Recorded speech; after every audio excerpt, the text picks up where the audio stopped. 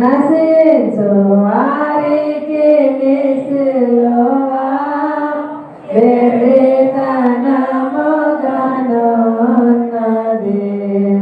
రక్షింపబడుతున్న పాపికి దేవుని శక్తి అయ్యున్నది. రక్షింపబడుతున్న పాపికి దేవుని శక్తి అయ్యున్నది. నీ రక్తమే నన్ను శుద్ధీకరించు.